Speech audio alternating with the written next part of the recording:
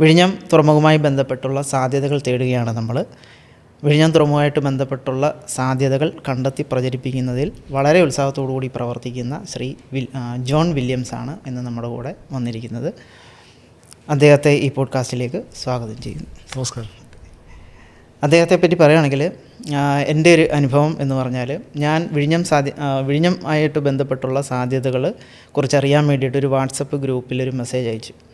അപ്പോൾ എന്നെ വളരെ വേഗത്തിൽ എന്നെ കോണ്ടാക്റ്റ് ചെയ്യുകയും അത്തരം സാധ്യതകളെ കുറിച്ച് പറഞ്ഞു തരികയും ചെയ്ത ഒരു വ്യക്തിയാണ് ഇദ്ദേഹം. അതേപോലെ തന്നെ അദ്ദേഹം ഭാഗമായി പ്രവർത്തിച്ച ഒരു പ്രോഗ്രാമിലേക്ക് പെട്ടെന്ന് തന്നെ എന്നെ കൊണ്ടെത്തിക്കുകയും അവിടെ നിന്ന് എനിക്ക് ധാരാളം കണക്ഷൻസ് ഉണ്ടാവുകയും ചെയ്തു. അതിൽ നിന്നാണ് നമ്മുടെ ഈ പോഡ്കാസ്റ്റും എന്നുള്ള ആശയവും ഉരുത്തിരിഞ്ഞു വന്നത്.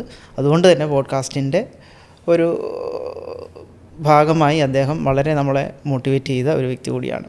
അപ്പോൾ അദ്ദേഹത്തെ ഒന്നുകൂടി സ്വാഗതം ചെയ്യുന്നു. നമസ്കാരം. എൻ്റെ പേര് ജോൺ വില്യംസ് എന്നാണ്. ഞാൻ നിലവിൽ അധ്യാപകനായിട്ട് വർക്ക് ചെയ്യുകയും അതോടൊപ്പം തന്നെ രാഷ്ട്രീയ സാമൂഹിക രംഗങ്ങളിൽ പ്രവർത്തിച്ചുകൊണ്ടിരിക്കുന്ന ഒരു വ്യക്തിയാണ്. തിരുവനന്തപുരം സ്വദേശി തന്നെയാണ്. നിലവിൽ തിരുവനന്തപുരത്ത് കുമാരപുരം എന്ന സ്ഥലത്താണ് താമസിക്കുന്നത്. അതോടൊപ്പം തന്നെ കേരളത്തിൻ്റെ പൊതുസമൂഹത്തിൽ അത്യാവശ്യം സാമൂഹിക രാഷ്ട്രീയ രംഗങ്ങളിൽ ഇടപെടുന്നുണ്ട്. അതോടൊപ്പം എൻ്റെ ശരിക്കുമുള്ള സ്വദേശം എന്ന് പറഞ്ഞു കഴിഞ്ഞാൽ വിഴിഞ്ഞത്തിനടുത്തുള്ള ബാലരാമപുരം ഉച്ചക്കട എന്ന് പറയുന്ന ഒരു സ്ഥലത്താണ്. വിഴിഞ്ഞത്തിൻ്റെ അയൽവാസിയാണ്. വിഴിഞ്ഞം തുറമുഖത്തിൻ്റെ അയൽവാസി. ഇപ്പോൾ ഏറ്റവും കൂടുതൽ ചർച്ചയായിക്കൊണ്ടിരിക്കുന്ന ഒരു വിഷയമാണല്ലോ വിഴിഞ്ഞം. അപ്പോൾ അത് ഒരു അഭിമാനപൂർവ്വം തന്നെ നമുക്കത് പറയാൻ സാധിക്കും. അപ്പം ഒരു അധ്യാപകൻ എന്നുള്ള രീതിയിൽ നോക്കുവാണെങ്കിൽ ഈ വിഴിഞ്ഞത്തിലേക്ക് എങ്ങനെയാണ് എത്തിപ്പെടുന്നത്? അതിൻ്റെ ഒരു പശ്ചാത്തലം നോക്കിക്കഴിഞ്ഞാൽ ശരിക്കും അത് അങ്ങനെ കാര്യം പറഞ്ഞു വരുമ്പോൾ എൻ്റെ ഫാമിലി കൂടെ ഒന്ന് പറഞ്ഞു പോയാൽ മാത്രമേ അത് പൂർണ്ണമാകത്തുള്ളൂ. അപ്പോൾ ഒന്നാമതായിട്ട് എൻ്റെ ഫാദർ പുള്ളിപ്പല്ല മരിച്ചുപോയി. 2021 മരിച്ചുപോയി. പുള്ളി റവന്യൂ ഡിപ്പാർട്ട്മെൻറ്റ് ഡെപ്യൂട്ടി തഹസിൽദാരായിട്ട് തിരുവനന്തപുരത്ത് നിന്നായിരുന്നു റിട്ടയർ ആയത്. പുള്ളി ഏകദേശം 1980 മിഡിലൊക്കെ നമ്മുടെ പഴയ മിനിസ്റ്ററായിരുന്ന MV രാഘവനോടൊപ്പം ചില പ്രവർത്തനങ്ങളിൽ ഏർപ്പെട്ടിരുന്നു. അപ്പോൾ അത് ആ ഒരു കാലഘട്ടം തൊട്ട് തന്നെ അത്യാവശ്യം വിഴിഞ്ഞം തുറമുഖത്തിൻ്റെ സാധ്യതകളെ കുറിച്ചിട്ട് പല ഡിസ്കഷനുകളിലും ഉണ്ടായിരുന്നു. തുടർമാനമായിട്ട് ഇതിൻ്റെ പല രീതിയിലുള്ള സാധ്യതകളെപ്പറ്റി നിരവധി ലേഖനങ്ങൾ, പ്രസംഗങ്ങളൊക്കെ പുള്ളി നടത്തുന്നതും പുള്ളിയുടെ ഡയറി കുറിപ്പുകളിൽ കൂടെ ഞാൻ വായിക്കുകയുണ്ടായി. പ്രത്യേകിച്ച് കോവിഡ് സമയത്തിന് തൊട്ട് മുമ്പ് ഒരു 2017 തൊട്ട് പുള്ളി റിട്ടയർ ആയതിനു ശേഷം ഇതിനെക്കുറിച്ച് കൂടുതൽ പുള്ളിയിൽ നിന്ന് മനസ്സിലാക്കുവാനും അതോടൊപ്പം തന്നെ മറ്റ് ഇതര മാധ്യമങ്ങളിൽ നിന്നും എഴുത്തുകളിൽ നിന്നും ഇതിൻ്റെ സാധ്യതയെക്കുറിച്ച് മനസ്സിലാക്കും. അപ്പോൾ 2018 തൊട്ട് തന്നെ ആക്റ്റീവായിട്ട് വിഴിഞ്ഞം തുറമുഖത്തിൻ്റെ സാധ്യതകൾ മറ്റുള്ളവരിലേക്ക് എത്തിക്കുന്നതിന് എനിക്ക് കഴിഞ്ഞിട്ടുണ്ട്. അത് ഒരു ഭാഗം. രണ്ടാമതായിട്ട് ഈ കോവിഡിന് ശേഷം ശരിക്കും നോക്കിക്കഴിഞ്ഞാൽ വലിയ രീതിയിലുള്ളൊരു എക്കണോമിക് ബൂം, അല്ലെങ്കിൽ എക്കണോമിക് ബൂം എന്ന് പറയുന്നതിനേക്കാളും ആ ഒരു തുറമുഖത്തിൻ്റെ ഒരു ബൂം ഉണ്ടായി കഴിഞ്ഞ ഒരു 5 വർഷ കാലയളവിൽ. അത് ശരിക്കും ഇപ്പോൾ അതിൻ്റെ ഒരു ഫസ്റ്റ് ഫേസിൻ്റെ കൾമിനേഷൻ പീരീഡിലാണ് നിലവിൽ നിൽക്കുന്നത്. രണ്ടാമത്തെ ഫേസ് തുടങ്ങുകയും ചെയ്തു. അപ്പോൾ ഈ ഒരു മേഖലയിൽ ധാരാളം ഞങ്ങൾക്ക് അവിടെ അത്യാവശ്യം ലാൻഡഡ് പ്രോപ്പർട്ടീസ് ഉള്ളത് കൊണ്ട് തന്നെ ഇതുമായിട്ട് ബന്ധപ്പെട്ട് ധാരാളം ആൾക്കാരുമായിട്ടുള്ള കണക്ഷൻസ് ഉണ്ടാകാൻ വലിയൊരു പോസിറ്റീവായിട്ടുള്ളൊരു കാര്യം ഉണ്ടായി. അതിൻ്റെ തുടർമാനമായിട്ട് നിരവധി കാര്യങ്ങളിൽ ഇടപെടുന്നതിന് വേണ്ടിയിട്ട് എനിക്ക് വഴി തുറന്നു വന്നിട്ടുണ്ട്. അപ്പോൾ ശരിക്കും ആ ഒരു രീതിയിൽ നിന്നാണ് വിഴിഞ്ഞം തുറമുഖത്തെ കൂടുതൽ മനസ്സിലാക്കുവാനായിട്ട് എനിക്ക് സാധിച്ചത്. കൂടാതെ തന്നെ അധ്യാപകൻ എങ്ങനെ ഇതിലോട്ട് വന്നെന്ന് പറയുമ്പോൾ അധ്യാപന മേഖല നമ്മൾ ഏതൊരു അധ്യാപകൻ്റെ അടുത്ത് ചോദിച്ചു കഴിഞ്ഞാൽ അതിൻ്റെ ഒരു സോഷ്യൽ കമ്മിറ്റ്മെൻറ്റ് നോക്കിക്കഴിഞ്ഞാൽ ഒരു വിദ്യാർത്ഥിയെ നേർവഴിക്ക് നയിക്കുക. അത് നേർവഴിക്ക് നയിക്കാൻ നമ്മുടെ ഇന്നത്തെ സാഹചര്യത്തിലുള്ള നേർവഴിയല്ല ഞാൻ ഉദ്ദേശിക്കുന്നത്. അവൻ്റെ ഒരു ജീവിത ലക്ഷ്യം മനസ്സിലാക്കിയെടുക്കുന്നതിലേക്ക് അവനെ പ്രാപ്തനാക്കുക എന്നുള്ളൊരു. അപ്പോൾ ശരിക്കും വിഴിഞ്ഞം തുറമുഖം എന്നത് നമ്മുടെ എല്ലാവരുടെയും, അല്ലെങ്കിൽ കേരളത്തിന് മാത്രമല്ല ഭാരതത്തിൻ്റെ തന്നെ ഒരു ദിശാബോധത്തിനെ മാറ്റുന്ന ഒരു തുറമുഖമായിട്ട് എൻ്റെ ഒരു വീക്ഷണമാണ്. ഇതിനേക്കാളും നല്ല രീതിയിൽ പ്രചരിപ്പിക്കുന്ന ധാരാളം ആൾക്കാരുണ്ട്. അപ്പം ആ ഒരു മേഖലയിലേക്ക് നമ്മൾ തന്നെ കടന്നു വന്നില്ലെങ്കിൽ നാളെ ഇതും നമ്മളിൽ നിന്ന് കൈമാറ്റപ്പെട്ടു പോകാം. അപ്പം അത്തരത്തിലുള്ളൊരു ചിന്തയിൽ നിന്നാണ് ഇതിനെ കൂടുതൽ നമ്മൾ തന്നെ പ്രചരിപ്പിക്കണമെന്നുള്ളൊരു മേഖലയിലേക്ക് എൻ്റെ ശ്രദ്ധ തിരിഞ്ഞത്. ഇങ്ങനെ പ്രവർത്തിച്ച സമയത്ത് ഈ സാധ്യതകൾ മറ്റുള്ളവരിലേക്ക് എത്തിക്കണം എന്ന് തോന്നും പ്രവർത്തനങ്ങൾ ഒത്തിരി നടത്തിയിട്ടുണ്ട്. ഞാൻ നേരത്തെ പറഞ്ഞതുപോലെ തന്നെ കഴിഞ്ഞ ചോദ്യത്തിൽ ചോദിച്ചതുപോലെ തന്നെ 2017-18 കാലം തൊട്ട് ഈ 26 നമ്മൾ ഇന്ന് സംസാരിക്കുന്ന സമയം വരെയുള്ള സമയത്ത് ഏകദേശം പരിപാടികളായിട്ട് ചെയ്തു കഴിഞ്ഞാൽ ഏകദേശം 35-36ഓളം പരിപാടികളിൽ ഞാൻ നിലവിൽ ചെന്ന് വ്യക്തിപരമായിട്ട് നമ്മൾ അന്ന് സംസാരിച്ചതുപോലെയുള്ള പരിപാടികൾ നമ്മൾ ഓർഗനൈസ് ചെയ്തിട്ടുണ്ട്. അപ്പം അത്തരത്തിലുള്ള പരിപാടികളും ചെയ്തിട്ടുണ്ട്. ശരിക്കും പറഞ്ഞു കഴിഞ്ഞാൽ നമുക്ക് 1-2 ആൾക്കാർ ഇരുന്നാൽ പോലും ഇതിനെ വളരെ ഏറ്റവും ഒരു പ്രൊഡക്റ്റീവായിട്ടുള്ള ഒരു സെക്ഷനായിട്ടാണ് നമുക്ക് കണക്കാക്കാനായിട്ട് പറ്റുന്നത്. അപ്പം അതിനെ നമുക്ക് മാക്സിമം ആൾക്കാരെ ഈ ഒരു മേഖലയിലേക്ക് കൊണ്ടുവന്ന് ഇതിൻ്റെ പ്രയോജനം നമ്മുടെ സംസ്ഥാനത്തുള്ള ഓരോ വീടുകളിലേക്കും എത്തിക്കുക എന്നുള്ളതാണ് നമ്മുടെ ഒരു ലക്ഷ്യം. കൂടുതൽ ചോദ്യങ്ങൾ ആ മേഖലയിലേക്ക് വന്നു കഴിഞ്ഞാൽ നമുക്കതിനെ വിശദമാക്കാം. ഈ നമുക്കിപ്പം സാറ് പറഞ്ഞല്ലോ ഒത്തിരി പ്രവർത്തനങ്ങൾ, ഏകദേശം 35ഓളം പ്രവർത്തനങ്ങൾ നടത്തിയിട്ടുണ്ടെന്ന് പറഞ്ഞു. ഇതിനകത്ത് ഏറ്റവും കൂടുതൽ വിദ്യാർത്ഥികളാണോ അതോ പ്രദേശവാസികൾക്ക് വേണ്ടിയിട്ട് പ്രത്യേകം എന്തെങ്കിലും പദ്ധതി മീൻസ് പ്രവർത്തനങ്ങൾ, അങ്ങനെ അവർക്ക് ഒരു അവയർനെസ് കൊടുക്കുന്ന രീതിയിൽ അങ്ങനെയുള്ള എന്തെങ്കിലും പ്രവർത്തനങ്ങളൊക്കെ നടത്തുന്നുണ്ടോ? ഏറ്റവും അവസാനം നടത്തിയ ഒരു കാര്യം പറഞ്ഞു കഴിഞ്ഞാൽ അതിൽ എൻ്റെ ചോദ്യകർത്താവായിട്ടുള്ള അഭിമന്യു തന്നെ പങ്കെടുത്തിട്ടുണ്ട്. അത് ഒരു 1.5 മാസം മുമ്പാണ് നമ്മൾ നടത്തിയത്. അപ്പോൾ അതിനുശേഷം ഒരു പരിപാടിയിൽ ഞാൻ വന്നിട്ടുണ്ടായിരുന്നു. അപ്പോൾ ആ ഒരു പരിപാടിയുടെ കാര്യം എടുത്തു കഴിഞ്ഞാൽ തന്നെ യാദൃശ്ചികമായിട്ടൊരു സുഹൃത്ത് വഴിയാണ് ആ ഒരു പ്ലാറ്റ്ഫോമിലേക്ക് നമ്മൾ അന്ന് ആ പരിപാടിയിലേക്ക് വരുന്നത്. അപ്പോൾ അത് ശരിക്കും പറഞ്ഞു കഴിഞ്ഞാൽ ഒരു ഫേസ്ബുക്ക് കൂട്ടായ്മയിൽ നിന്നുള്ള സ്റ്റാർട്ടപ്പ് ഗ്യാരേജ് എന്ന് പറയുന്ന ആ ഒരു കൂട്ടായ്മയിൽ നിന്നാണ് നമുക്ക് ആ ഒരു ഇതിലോട്ട് നമുക്ക് വരാനായിട്ട് സാധിക്കും. അപ്പോൾ അവരെയും നമ്മൾ പ്രത്യേകം ഇതിൽ ഒരു അഭിനന്ദിക്കുന്ന ഒരു ഗ്രൂപ്പ് തന്നെയാണ്. അപ്പം അതിൽ നിന്ന് വന്നതിൻ്റെ ഫലമായിട്ട് തന്നെ നമുക്ക് അന്ന് ഏകദേശം പല മേഖലകളിൽ നിൽക്കുന്ന 60-70ഓളം ആൾക്കാർ അതിൽ പങ്കെടുത്തു. വിദ്യാർത്ഥികളുണ്ടായിരുന്നു. അപ്പോൾ വിദ്യാർത്ഥികളെ മാത്രമായിട്ട് സെഷൻസ് കൈകാര്യം ചെയ്തിട്ടുണ്ടോ എന്ന് ചോദിച്ചു കഴിഞ്ഞാൽ 2022 തന്നെ ഏകദേശം 300-ലധികം വിദ്യാർത്ഥികളെ പങ്കെടുപ്പിച്ചുകൊണ്ട് ഒരു മിനി കോൺക്ലേവ് പോലെ നമ്മുടെ കോവളത്ത് വെച്ചൊരു പരിപാടി സംബന്ധിച്ചുണ്ടായി. അപ്പോൾ അതിൽ വിവിധ മേഖലകളിൽ ആർട്സ് ആൻഡ് സയൻസ് ബാക്ക്ഗ്രൗണ്ടിൽ നിന്ന് വന്നവരുണ്ട്, ലോജിസ്റ്റിക്സ് മേഖലയിൽ നിന്ന് വന്നവരുണ്ട്, എഞ്ചിനീയറിംഗ് മേഖലയിൽ, അപ്പോൾ ഇങ്ങനെ പലതരത്തിലുള്ള ഈവൻ ഹോസ്പിറ്റാലിറ്റി മാനേജ്മെൻറ്റ് മേഖലയിൽ നിന്ന് വന്നവരുണ്ട്, മെഡിക്കൽ പ്രത്യേകിച്ച് പറയുമ്പോൾ ദന്തൽ മേഖലയിൽ നിന്ന് വന്ന വിദ്യാർത്ഥികളുമായിട്ട് സംവദിക്കും. അപ്പോൾ അതിൻ്റെ എല്ലാ സാധ്യതകൾ അവരുമായിട്ട് സംവദിക്കുമ്പോൾ നമുക്ക് മനസ്സിലാകുന്നത് പുതിയ ദിശാബോധം നമുക്ക് തന്നെ കിട്ടുന്ന. അപ്പോൾ പരമ്പരാഗതമായിട്ട് ആ മേഖലയിലുള്ള വ്യക്തികൾക്ക് ഒരു വിഷൻ കാണും. എന്നിരുന്നാലും പുതിയ തലമുറയുമായിട്ട് നമ്മൾ സംവദിക്കുമ്പോൾ അതിന് രീതിയിലുള്ള പല നവീനമായിട്ടുള്ള ഐഡിയാസ് നമുക്കും ലഭിക്കുകയുണ്ടാകും. പിന്നെ ഈ വിഴിഞ്ഞമായിട്ട് ഇത്രയും നാളായിട്ട് പ്രവർത്തിക്കുന്ന ഒരു എക്സ്പീരിയൻസ് വെച്ചിട്ട് എന്തൊക്കെ സാധ്യതകളാണ് നമുക്ക്, ഒന്ന് ആ പ്രദേശത്തുള്ളവർക്ക് എങ്ങനെയായിരിക്കും അത് ഗുണം ചെയ്യുന്നത്, അല്ലെങ്കിൽ കേരളത്തിന് എങ്ങനെയായിരിക്കും അത് ഗുണം ചെയ്യുന്നത് എന്നുള്ള രീതിയിൽ? നമുക്ക് ശരിക്കും വിഴിഞ്ഞം തുറമുഖം എന്ന് പറയുമ്പോൾ അത് ഒരു പ്രദേശമായിട്ട് നമുക്ക് ഒതുക്കി നിർത്താൻ പറ്റത്തില്ല. ഇപ്പോൾ നമ്മളിങ്ങനെ ഇരുന്ന് നമ്മൾ 2 പേരായിട്ട് വർത്തമാനം പറയുന്നു അല്ലെങ്കിൽ സംസാരിക്കുന്നു. അപ്പോൾ ഇതിൻ്റെ ഒരു ബാക്ക്ഗ്രൗണ്ട് നോക്കി നമ്മൾ തുറമുഖങ്ങളിൽ പോയി കണ്ടിട്ടുള്ളവർക്ക്, അല്ലെങ്കിൽ പായസം കുടിച്ചാൽ മാത്രമേ പായസത്തിൻ്റെ സ്വാദ് നമുക്കറിയാൻ പറ്റത്തുള്ളൂ. തുറമുഖം കണ്ട് അതിൻ്റെ ഒരു പശ്ചാത്തലം നമുക്ക് മനസ്സിലാക്കിയാൽ മാത്രമേ എത്രത്തോളം വികസന സ്വപ്നങ്ങൾ നമുക്കുണ്ടെന്ന് മനസ്സിലാക്കാനായിട്ട്. ഒരു ഉദാഹരണമായിട്ട് നമ്മൾ നോക്കിക്കഴിഞ്ഞാൽ നമ്മൾ ഇന്ത്യയുടെ ചരിത്രം എടുത്തു കഴിഞ്ഞാൽ, ഞാനൊരു ചരിത്ര അധ്യാപകൻ കൂടെയാണ്, ചരിത്രം എടുത്തു കഴിഞ്ഞാൽ തന്നെ വളരെ എക്സ്റ്റെൻസീവായിട്ടുള്ള ഒരു കോസ്റ്റൽ ലാൻഡുള്ളൊരു രാജ്യമാണ് ഇന്ത്യ. കേരളത്തിനും ഒട്ടും വിഭിന്നമല്ല. നിരവധി തുറമുഖങ്ങളുണ്ട്. അപ്പോൾ ഇതിനെല്ലാം നമ്മുടെ സർക്കാരുമായിട്ട് ബന്ധപ്പെട്ട് നിരവധി പദ്ധതികൾ, ഇപ്പോൾ നിലവിലുള്ള UDF സർക്കാരാണെങ്കിലും അതോ മുൻപിലുള്ള LDF സർക്കാർ നിരവധിയായിട്ടുള്ള വികസന പ്രവർത്തനങ്ങൾ തുറമുഖം കേന്ദ്രീകരിച്ചുകൊണ്ട് പ്ലാൻ ചെയ്തിട്ടുണ്ടായിരുന്നു. അപ്പോൾ ഇതിൻ്റെ ഒരു കൾമിനേഷൻ രീതിയിലേക്ക് നമുക്ക് കൊണ്ടെത്തിക്കാൻ പറ്റുന്ന ഏറ്റവും വലിയൊരു സാധ്യതയാണ് വിഴിഞ്ഞം തുറമുഖം. വിഴിഞ്ഞം തുറമുഖം എന്ന് പറയുന്നതിൽ തന്നെ എനിക്കൊരു കോൺട്രാഡിക്ടറി ഉണ്ട്. നമ്മൾ ശരിക്കും ബ്രാൻഡ് ചെയ്യേണ്ടത് ട്രിവാൻഡ്രം ഇൻ്റർനാഷണൽ സീപോർട്ട് വിഴിഞ്ഞം എന്നുള്ള രീതിയിലാണ്. അതെൻ്റെ ഒരു അഭിപ്രായമാണ്. പല ആൾക്കാരും അതിനുവേണ്ടി മുന്നിട്ട് ഇറങ്ങിയിട്ടുണ്ട്.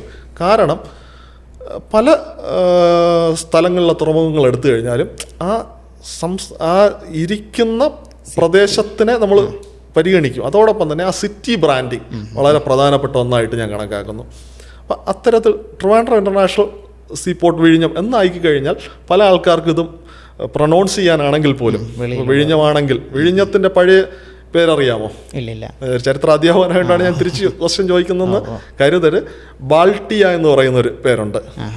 അപ്പോൾ 1-ാം നൂറ്റാണ്ടിലെ പെരിപ്ലിയസ് ഓഫ് എർത്തിയൻ സീ എന്ന് പറയുന്നൊരു അൺനോൺ ഓതറായിട്ടുള്ളൊരു പുസ്തകത്തിൽ ബാൾട്ടിയ എന്നതിനെ വിഴിഞ്ഞത്തിന് മെൻഷൻ ചെയ്യുന്നുണ്ട്. വിഴിഞ്ഞത്തിൻ്റെ ചരിത്രം നമ്മൾ തിരക്കി പോയി കഴിഞ്ഞാൽ ആയി രാജവംശം തൊട്ടുള്ള ഇങ്ങോട്ട് ചരിത്രം വായിച്ചിട്ടുണ്ടായിരിക്കും. നമുക്ക് എല്ലാവർക്കും ഇപ്പോൾ വിഴിഞ്ഞതിനെ കുറിച്ച് സംസാരിക്കുന്നതുകൊണ്ട് തന്നെ അതിൻ്റെ ചരിത്രം അനേകർ പഠിക്കുന്നുണ്ട്. അപ്പോൾ അതിനുശേഷം ചോളന്മാർ ആക്രമിച്ചപ്പോൾ രാജേന്ദ്ര ചോളൻ ഒന്നാമൻ വിഴിഞ്ഞം തുറമുഖത്തിനെ അല്ലെങ്കിൽ വിഴിഞ്ഞ ആ പ്രദേശം രാജേന്ദ്ര ചോള പട്ടണമെന്ന് പുനർനാമകരണം ചെയ്തു. പിന്നെ പല തരത്തിലുള്ള വിഴിഞ്ഞത്തിനെ തന്നെ അതിൻ്റെ ഭാഷാ രീതിയിൽ പല രീതിയിലുള്ള പേരുകളിൽ നമ്മൾ അറിയപ്പെടുന്നുണ്ട്. ഇപ്പോൾ ഒരു ഹിന്ദി സംസാരിക്കുന്ന ഒരു വ്യക്തി വിഴിഞ്ഞു എന്ന് പറയുമ്പോൾ അത് വേറെ രീതിയിലാട്ടോ. അപ്പോൾ നമുക്കതിനെ ബ്രാൻഡ് ചെയ്യാൻ പറ്റുന്ന ഒരു വാക്കായിരിക്കും ട്രിവാൻഡ്രം. വിഴിഞ്ഞത്തിനെയോ അല്ലെങ്കിൽ ആ പ്രദേശത്തിനോ ഒന്നുമല്ല, ഞാനും ആ പ്രദേശത്ത് നിന്ന് വരുന്ന ഒരാളാണ്. അപ്പോൾ അതുകൊണ്ട് തന്നെ ട്രിവാൻഡ്രം എന്ന് ബ്രാൻഡ് ചെയ്ത് കഴിഞ്ഞാൽ ട്രിവാൻഡ്രം ഇൻ്റർനാഷണൽ സീപോർട്ട് വിഴിഞ്ഞം എന്ന് പറഞ്ഞാൽ ഇത് നമുക്ക് കൂടുതൽ ഒരു ബ്രാൻഡിങ് രീതിയിലോട്ട് വരുമെന്നാണ് പേഴ്സണലായിട്ട് എൻ്റെ ഒരു അഭിപ്രായം. രണ്ടാമതായിട്ട് ഏകദേശം ഇന്ത്യയുടെ 60% അല്ലെങ്കിൽ കഴിഞ്ഞ ചരിത്രമെടുത്ത് നോക്കിക്കഴിഞ്ഞാൽ ട്രാൻസ്ഷിപ്മെൻ്റ് എണ്ണത്തിൽ ഏകദേശം 200 തൊട്ട് 220 മില്യൺ രൂപ അല്ലെങ്കിൽ അത്രയും എമൗണ്ട് നമുക്ക് നഷ്ടപ്പെട്ടുകൊണ്ടിരുന്നു. അതായത് മറ്റൊരു തുറമുഖത്തിൽ പോയിട്ട് അവിടെ നിന്ന് ഇന്ത്യയിലേക്ക് ചരക്കുകൾ കൊണ്ടുവരുന്നത് വഴി നമുക്ക് ഇത്രയും നഷ്ടം ഉണ്ടായിട്ടുണ്ട്. അതിന് ഒരു പരിഹാരമായിട്ട് നമുക്ക് വിഴിഞ്ഞത്തെ കണക്കാക്കാനായിട്ട് പറ്റും. അപ്പോൾ ഈ ഒരു ട്രേഡ് രീതിയിൽ പ്രദേശവാസികളായിട്ടുള്ള ആൾക്കാർ, യുവാക്കളും ആവാലവൃത്തം ജനങ്ങൾക്ക് വന്നു കഴിഞ്ഞാൽ നമ്മുടെ സംസ്ഥാനത്തിനും രാജ്യത്തിനും പ്രത്യേകിച്ച് നമ്മുടെ പ്രദേശത്തിലുള്ള ആൾക്കാർക്കും വലിയ രീതിയിലുള്ളൊരു സാമ്പത്തികം മാത്രമല്ല കൾച്ചറലായിട്ടുള്ള ചേഞ്ചസ് ഉൾപ്പെടെയുള്ള രീതിയിലേക്ക് നമുക്ക് മാറാൻ കഴിയുമെന്നാണ് അതുമായിട്ട് ബന്ധപ്പെട്ട് പറയാനായിട്ട്. ഇപ്പം വിഴിഞ്ഞത്തിൻ്റെ ഒരു നിർമ്മാണ ഘട്ടം പല രീതിയിൽ പോയിക്കൊണ്ടിരിക്കുകയാണ്. അപ്പം ഇപ്പോഴത്തെ സാഹചര്യത്തിൽ ആ പ്രദേശത്തുള്ളവർക്ക്, ഇപ്പം ഞാൻ ഓരോ ആൾക്കാരെയായിട്ട് ഇപ്പം ആ പ്രദേശത്തുള്ളവർക്കൊരു ഗുണമുണ്ടാവും, സിറ്റിക്ക് ഒരു പ്രത്യേക ഗുണമുണ്ടാവും, ഇനി കേരളത്തിന് മൊത്തത്തിലൊരു വലിയ രീതിയിലുള്ള ഗുണങ്ങളുണ്ടാവും. അപ്പം അങ്ങനെ ഓരോന്നായിട്ട് പറയുവാണെങ്കിൽ ഇപ്പോഴത്തെ ഒരു ഘട്ടം വിഴിഞ്ഞത്തിൻ്റെ സാധ്യത എങ്ങനെയാണ്? ഓക്കെ, അപ്പോൾ അതിൻ്റെ ആ ചോദ്യത്തിൽ നിന്ന് തന്നെ നമുക്കത് എടുത്തു കഴിഞ്ഞാൽ വിഴിഞ്ഞം തുറമുഖ പ്രോജക്റ്റ് 4 ഘട്ടങ്ങളായിട്ടാണ് വിഭാവനം ചെയ്തിരിക്കുന്നത്. ഒന്നാം ഘട്ടത്തിൻ്റെ നിങ്ങളെല്ലാവർക്കും അറിയാവുന്നതുപോലെ തന്നെ ഒന്നാം ഘട്ടത്തിൻ്റെ പ്രവർത്തനങ്ങൾ നമ്മൾ കംപ്ലീറ്റ് ചെയ്തു. അതിൻ്റെ ഇനോഗ്രേഷൻ ഉൾപ്പെടെയുള്ള കാര്യങ്ങൾ കഴിഞ്ഞു. അപ്പം നിലവിൽ ആ ഒന്നാം ഘട്ടം കഴിയുമ്പോൾ അതിൽ നമുക്ക് എത്തിച്ചേരേണ്ട ഒരു കാര്യമുണ്ടായിരുന്നു, ഗേറ്റ് വേ കാർഗോ തുറക്കുക. അല്ലെങ്കിൽ കണ്ടെയ്നേഴ്സ് ഇപ്പം നിലവിൽ അവിടെ വർക്ക് എന്ന് പറഞ്ഞു കഴിഞ്ഞാൽ പല സ്ഥലങ്ങളിൽ നിന്ന് വരുന്ന കണ്ടെയ്നറുകൾ പോർട്ടിലിറക്കി അവിടെ നിന്ന് അത് മറ്റ് തുറമുഖങ്ങളിലേക്ക് കൊണ്ടുപോകുന്നു. ഫീഡർ വെസൽസിലായിരിക്കും അല്ലെങ്കിൽ വരുന്ന മദർഷിപ്പിൽ തന്നെ കണ്ടെയ്നേഴ്സ് കൊണ്ടുപോകുന്നു. പക്ഷേ ഇത് നമ്മുടെ തുറമുഖത്ത് ഇറക്കിയിട്ട് അവിടെയുള്ള ഗേറ്റ് വഴി നമ്മുടെ സംസ്ഥാനത്തിൻ്റെ രാജ്യത്തിൻ്റെ പല ഭാഗങ്ങളിലേക്ക് കൊണ്ടുവന്നു കഴിഞ്ഞാൽ അല്ലെങ്കിൽ അവിടെ നിന്ന് ഇറങ്ങിപ്പോയി കഴിഞ്ഞാൽ മാത്രമേ പ്രദേശവാസികൾക്ക് അതുകൊണ്ടുള്ള ഗുണം ഉണ്ടാകും.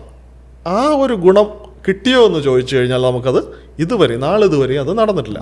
കഴിഞ്ഞ ചില ദിവസങ്ങൾക്ക് മുമ്പ് അതിൻ്റെ ട്രയൽ റൺ ഓപ്പറേഷൻസ് നടന്നിട്ടുണ്ട്. 20 ഫീറ്റ് കണ്ടെയ്നേഴ്സും 40 ഫീറ്റ് കണ്ടെയ്നേഴ്സും പുറത്തിറങ്ങി അത് ട്രയൽ റണ്ണായിട്ട് പല പ്രദേശങ്ങളിലൂടെ പോയത് നമ്മൾ കണ്ടു. അത് വലിയ വാർത്ത ഉൾപ്പെടെയുള്ള കാര്യങ്ങളായിട്ട് കഴിഞ്ഞ ചില ദിവസങ്ങളും. ഇത് എക്സ്റ്റെൻസീവായിട്ട് കണ്ടെയ്നേഴ്സ് പുറത്തിറങ്ങിയാൽ മാത്രമേ ഇതിൻ്റെ ഡയറക്റ്റ് ആയിട്ടുള്ള ഗുണങ്ങൾ അവിടെ കിട്ടത്തുള്ളൂ. ഇനി ഗുണമില്ലയോ എന്ന് ചോദിച്ചു കഴിഞ്ഞാൽ വ്യക്തിപരമായിട്ട് നമുക്ക് നോക്കിക്കഴിഞ്ഞാൽ ഞാൻ നേരത്തെ പറഞ്ഞു നമുക്കവിടെ സ്ഥലമുള്ള ആൾക്കാരുണ്ട്. അപ്പോൾ അവിടേക്ക് പല കമ്പനികൾ വന്ന് സ്ഥലങ്ങൾ എടുക്കുന്നുണ്ട്, ചില ഹോം സ്റ്റേസ് നോക്കുന്നുണ്ട്. അതിൻ്റെ അനുബന്ധ പ്രവർത്തനങ്ങളായിട്ടുള്ള നിരവധിയായിട്ടുള്ള കാര്യങ്ങൾക്ക് വേണ്ടിയിട്ട് നമ്മൾ അന്വേഷിച്ച ആൾക്കാർ വരുന്നുണ്ട്. അതിനുള്ള സഹായങ്ങൾ നമ്മൾ ചെയ്തു കൊടുക്കാറുണ്ട്. അപ്പോൾ ഇത് ഒരു ഫിനാൻഷ്യൽ ഗെയിനായിട്ട് ധാരാളം ആൾക്കാർക്ക് ലഭിക്കുന്നുമുണ്ട്. പക്ഷേ എല്ലാ ജനങ്ങളിലേക്കും എത്തുന്ന ഒരു വികസനം എന്ന് പറയുമ്പോൾ സാധാരണ ജനങ്ങളിലേക്ക് എത്തിയാലേ അതൊരു വികസന പ്രവർത്തനമായിട്ട് മാറത്തുള്ളൂ. അപ്പോൾ അതിലേക്ക് എത്തിക്കൊണ്ടിരിക്കുന്നു. അത് എത്രയും പെട്ടെന്ന് സർക്കാരുകളുടെ ഇടപെടലുണ്ടായ നല്ലത്. പോർട്ടുമായിട്ട് ബന്ധപ്പെട്ട് പറഞ്ഞു കഴിഞ്ഞാൽ നിലവിലവിടെ 8 ഷിപ്പ് ടു ഷോർ ക്രെയിനുകളും, അതായത് കപ്പലിൽ നിന്ന് തീരത്തേക്ക് ഇറക്കി വയ്ക്കുന്ന 8 ക്രെയിനുകളും 24 യാർഡ് ക്രെയിനുകളുമാണുള്ളത്.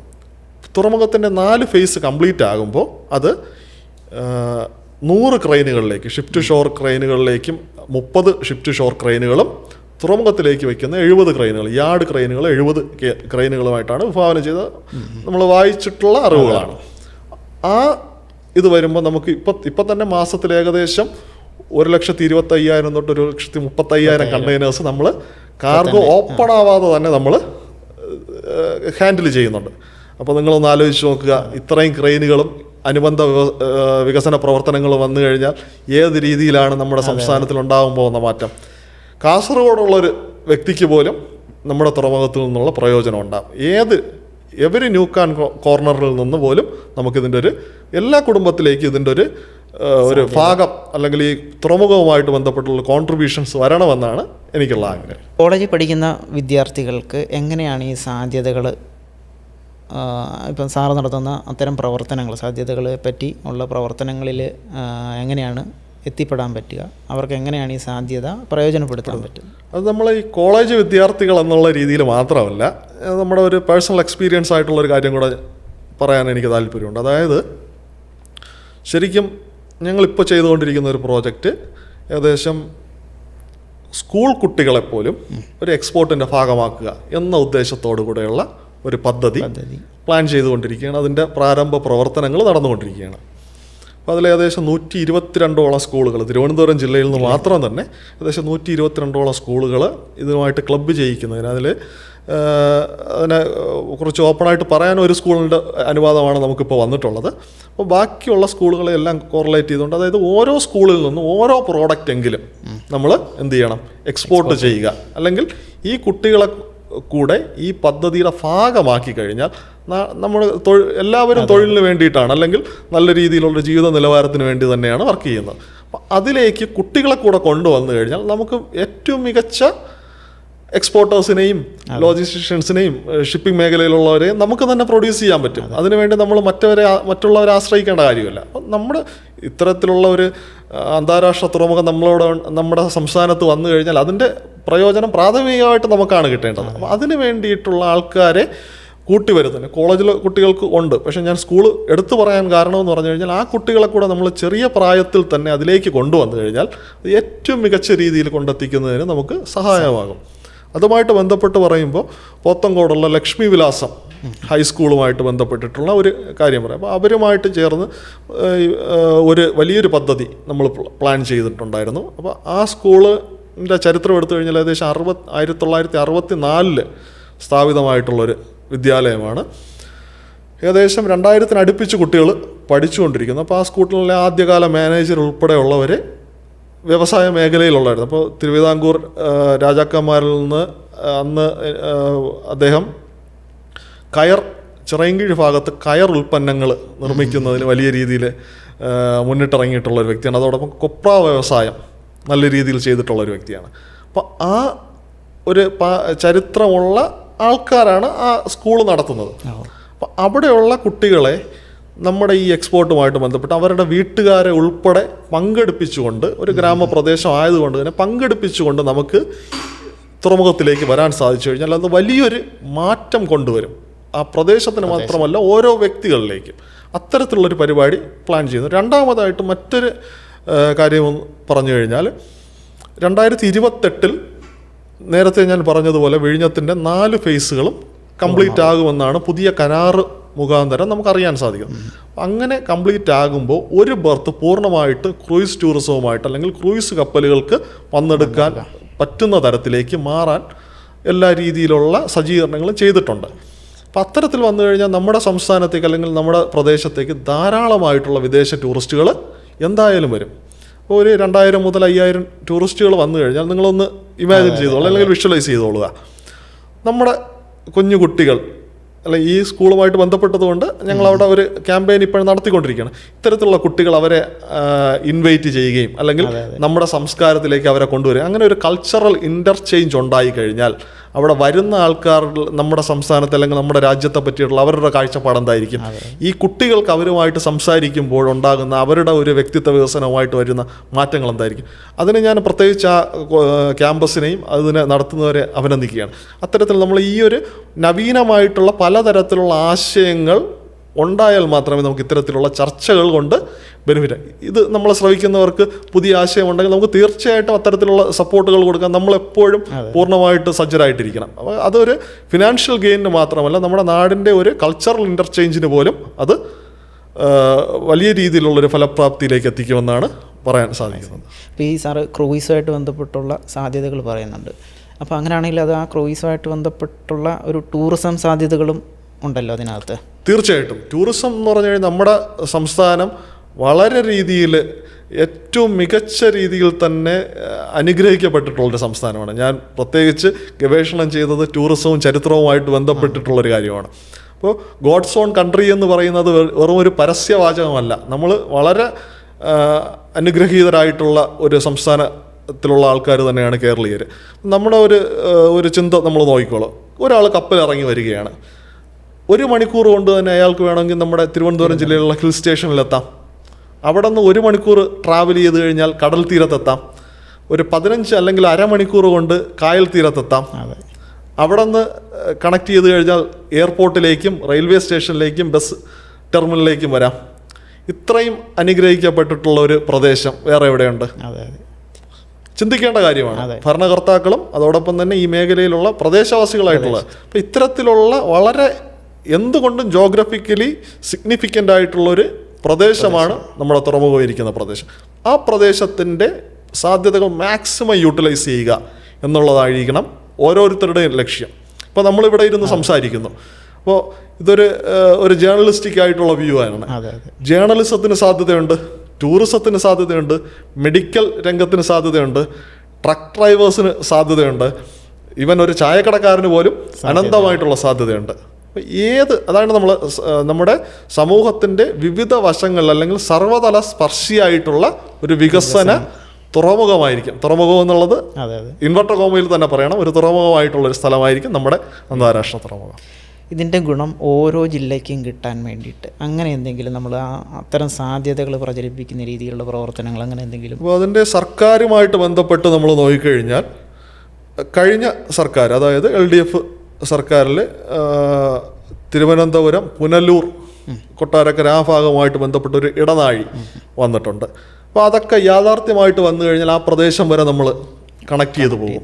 ഞാൻ നേരത്തെ ഏതോ ഒരു ചോദ്യവുമായിട്ട് ബന്ധപ്പെട്ട് പറഞ്ഞു, ശരിക്കും നമ്മുടെ സംസ്ഥാനം മൊത്തം കവർ ചെയ്യുന്ന രീതിയിലുള്ളൊരു വികസന പ്രവർത്തനം നമുക്ക് സാധ്യമാണ് വിഴിഞ്ഞം തുറമുഖവുമായിട്ട് ബന്ധപ്പെട്ട്. പ്രത്യേകിച്ച് നമ്മുടെ കയർ ഉൽപ്പന്നങ്ങൾ അല്ലെങ്കിൽ ആലപ്പുഴ ജില്ല എടുത്തു കഴിഞ്ഞാൽ നമുക്ക് വളരെ നല്ല രീതിയിൽ ഈ ടൂറിസം സാധ്യതകളെ ആലപ്പുഴയുമായിട്ട് കണക്ട് ചെയ്യാൻ പറ്റും. തീരദേശ ഹൈവേയോ അല്ലെങ്കിൽ നമ്മുടെ ബൈപ്പാസോ എല്ലാം വന്നു കഴിഞ്ഞാൽ എത്ര നേരം കൊണ്ട് നമുക്ക് എത്താൻ പറ്റും? വളരെ കൃത്യമായിട്ടുള്ള രീതിയിലെത്താം. ഇനി മെഡിക്കൽ രംഗത്ത് ഏറ്റവും നവീനമായിട്ടുള്ള ധാരാളം ഇൻവെസ്റ്റ്മെൻറ്റ് തിരുവനന്തപുരം ജില്ലയിലേക്ക് വന്നുകൊണ്ടിരിക്കുകയാണ്. നമുക്കെല്ലാവർക്കും അറിയാമെന്നുള്ളത് തിരുവനന്തപുരം ജില്ലയിൽ നിരവധി ആശുപത്രികളുണ്ട്, വളരെ മികച്ച രീതിയിൽ പോകുന്ന. അതുപോലെ തന്നെ വളരെ നല്ല രീതിയിൽ ഉള്ള വിദേശ ഇൻവെസ്റ്റ്മെൻറ്റുകൾ തിരുവനന്തപുരത്തുണ്ട്. സർക്കാർ ആശുപത്രികളെ മാത്രമല്ല ഞാൻ പറയുന്നത്, സർക്കാർ ആശുപത്രി ഏറ്റവും മികച്ചതാവണം. അതോടൊപ്പം തന്നെ മറ്റ് ഇൻവെസ്റ്റ്മെൻറ്റുകൾ വരുന്നു. അപ്പോൾ മെഡിക്കൽ രംഗത്ത് ധാരാളമായിട്ടുള്ള ട്രീറ്റ്മെൻറ്റിലേക്ക് ഇപ്പോൾ നമുക്കറിയാം കഴിഞ്ഞ വർഷങ്ങളിലൊക്കെ മാൽദീവ്സിൽ നിന്നൊക്കെ ധാരാളം ആൾക്കാർ പ്രത്യേകിച്ച് തിരുവനന്തപുരത്തേക്ക് തന്നെ വരുന്നുണ്ട്. അപ്പോൾ നല്ല രീതിയിലുള്ള വളർച്ച ആരോഗ്യരംഗത്തുണ്ടാവും. വിദ്യാഭ്യാസ രംഗം ഏകദേശം കഴിഞ്ഞ ചില മാസങ്ങൾക്ക് മുമ്പ് ഒരു പത്രത്തിൽ വായിച്ചത്, ഞാനും കേരള സർവകലാശാലയുമായിട്ട് ബന്ധപ്പെട്ട് നിന്ന ഒരാളാണ്, വായിച്ചതെന്ന് പറഞ്ഞു കഴിഞ്ഞാൽ ഏകദേശം 80ഓളം രാജ്യങ്ങളിലുള്ള വിദേശ വിദ്യാർത്ഥികൾ പഠിക്കുന്ന ഒരു സർവകലാശാലയാണ് കേരളത്തിൻ്റെ മാതൃ സർവകലാശാലയായിട്ടുള്ള കേരള സർവകലാശാല. അപ്പോൾ ആ സർവകലാശാലയിൽ കൂടുതൽ വിദ്യാർത്ഥികളെ നമുക്ക് ആകർഷിക്കാൻ കഴിയണം. ബ്ലൂ എക്കോണമി, ലോജിസ്റ്റിക്സ്, ഇത്തരത്തിലുള്ള ഷിപ്പിംഗ് മാനേജ്മെൻറ്റ്, ഇങ്ങനെയുള്ള നവീനമായിട്ടുള്ള നിരവധി കോഴ്സുകൾ അവർ നടത്തുന്നുണ്ട്. നവീനമായിട്ടുള്ള പുതിയ രീതിയിലുള്ള കോഴ്സുകൾ കൊണ്ടുവന്നു കഴിഞ്ഞാൽ തീർച്ചയായിട്ടും ഇതൊരു എഡ്യൂക്കേഷണൽ ഹബ്ബായിട്ട് മാറും. ഇങ്ങനെ വലിയ രീതിയിലുള്ള സമൂലമായിട്ട് അല്ലെങ്കിൽ സർവതല സ്പർശിയായിട്ടുള്ള ഒരു മാറ്റം നമ്മുടെ പല ജില്ലകളിലും ഉണ്ടാവും. സ്പൈസസ് നമുക്ക് വളരെ സുലഭമായിട്ട് കിട്ടുന്ന ഒരു സംസ്ഥാനമാണ്.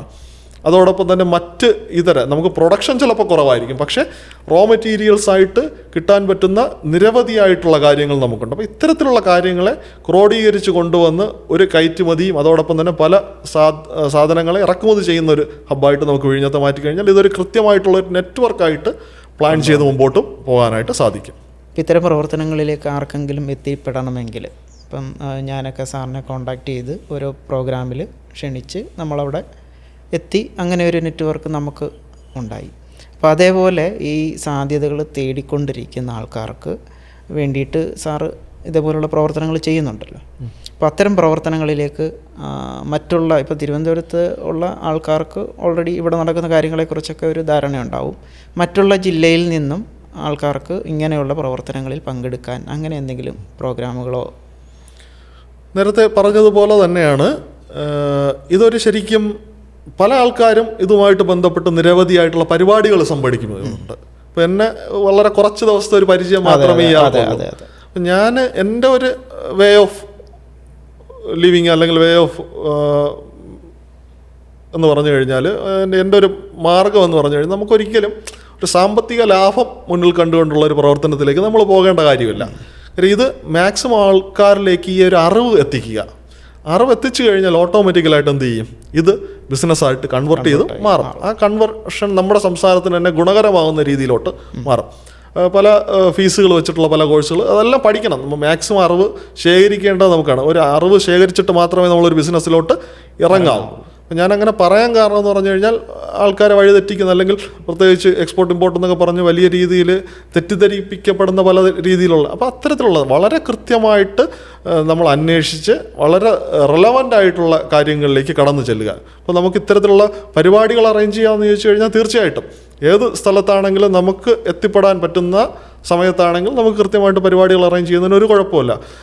കഴിഞ്ഞ ഒരു 2 വർഷത്തിന് മുമ്പ് എറണാകുളത്തൊരു പരിപാടി ഒരു സംഘടനയുമായിട്ട് ചേർന്ന് ചെയ്തിട്ടുണ്ട്. പത്തനംതിട്ട ജില്ലയിൽ ചെയ്തിട്ടുണ്ട്. ആലപ്പുഴയിലൊരു പരിപാടി ചെയ്തിട്ടുണ്ട്. തിരുവനന്തപുരത്ത് നിരവധിയായിട്ടുള്ള 25-26ഓളം പരിപാടികൾ. അപ്പോൾ അങ്ങനെ പല രീതിയിലുള്ള ഇവൻ വെബിനാർസ് നമ്മൾ സംഘടിപ്പിച്ചിട്ടുണ്ട്. അപ്പോൾ ഇതെല്ലാം തന്നെ ആൾക്കാരിലേക്ക് കൃത്യമായിട്ടുള്ള വിവരങ്ങൾ എത്തിക്കാൻ സഹായമാകുന്ന രീതിയിൽ, അല്ലെങ്കിൽ അതിനുതകുന്ന തരത്തിൽ വേണം നമ്മൾ പരിപാടികൾ സംഘടിപ്പിക്കുക എന്നുള്ളൊരു ആശയം എനിക്കുണ്ട്. അപ്പം അതിന് ഏത് തരത്തിലുള്ള സഹകരണത്തിനാണെങ്കിലും നമുക്ക് റെഡിയാണ്. എൻ്റെ ഒരു അനുഭവത്തിൽ എന്നോട് ചോദിച്ചിട്ടുള്ള കുറച്ച് ആൾക്കാരുണ്ട്. അതായത് വിഴിഞ്ഞവും ബന്ധപ്പെട്ട് കുറേ ആൾക്കാർ അവരുടെ ഇന്ന് അവിടുത്തെ സാധ്യതകൾ പ്രയോജനപ്പെടുത്തി തരാം എന്ന് പറഞ്ഞ് പൈസ വാങ്ങിച്ചുകൊണ്ടുള്ള കുറേയധികം കാര്യങ്ങൾ കേട്ടിട്ടുണ്ട്. അപ്പോൾ അങ്ങനെയുള്ള എന്തെങ്കിലും തട്ടിപ്പ് അല്ലെങ്കിൽ ഫ്രോഡ് പരിപാടികൾ അതിനെക്കുറിച്ച്, അല്ലെങ്കിൽ ആൾക്കാരെങ്ങനെ അത് കൈകാര്യം ചെയ്യണം എന്നതിനെക്കുറിച്ച്? എല്ലാ നാണയത്തിനും 2 വശങ്ങളുണ്ട്. അപ്പോൾ ഞാൻ ഇപ്പോൾ നമ്മുടെ മുന്നിലിരിക്കുന്ന ഒരു വ്യക്തി ആയിരിക്കത്തില്ല എൻ്റെ പേഴ്സണൽ ജീവിതത്തിലോ അല്ല വേറെ രീതിയിൽ. നമുക്കെല്ലാവർക്കും 2 മുഖങ്ങളുണ്ട്. അതൊരു മനുഷ്യ സഹജമായിട്ടുള്ള കാര്യങ്ങൾ തന്നെയാണ്. കഴിഞ്ഞ ചില ദിവസങ്ങൾക്ക് മുമ്പ് തന്നെ ഏകദേശം 300 കോടി രൂപയുടെ ഒരു തട്ടിപ്പ് വിഴിഞ്ഞവുമായിട്ട് ബന്ധപ്പെട്ട് നമ്മളെല്ലാവരും കാണും. ഈ തരത്തിൽ തന്നെയാണ്. തൊട്ട് മുമ്പ് ചോദിച്ച ചോദ്യം ഇതുമായിട്ട് കണക്ട് ചെയ്ത് ഞാൻ പറയാം. ഏത് കാര്യം എടുത്തു കഴിഞ്ഞാലും തട്ടിപ്പുണ്ടായിരിക്കും. പക്ഷേ നമ്മൾ തട്ടിക്കപ്പെടാൻ വേണ്ടി നമ്മൾ ചെന്ന് നിന്ന് കൊടുക്കരുത്. വളരെ ഇപ്പോൾ ജോലി തട്ടിപ്പുമായിട്ട് ബന്ധപ്പെട്ട് നോക്കിക്കഴിഞ്ഞാൽ നിരവധി വിഴിഞ്ഞുമായിട്ട് ബന്ധപ്പെട്ട് ആ ഒരു വലിയ വാർത്ത നമ്മൾ കണ്ടു. അത് നമ്മൾ നോക്കുമ്പോൾ നിലവിൽ പോർട്ടിനകത്തുള്ള ജോലി എന്ന് പറഞ്ഞ് കിട്ടുന്ന അറിവുകളെന്ന് വെച്ചാൽ അദാനിയുടെ വെബ്സൈറ്റിൽ കൃത്യമായിട്ട് കൊടുത്തിട്ടുണ്ട്. അപ്പോൾ അത് നോക്കി അത് കൃത്യമായിട്ട് അതിൽ ബയോഡേറ്റ അയച്ച ആൾക്കാർക്ക് പോകാം.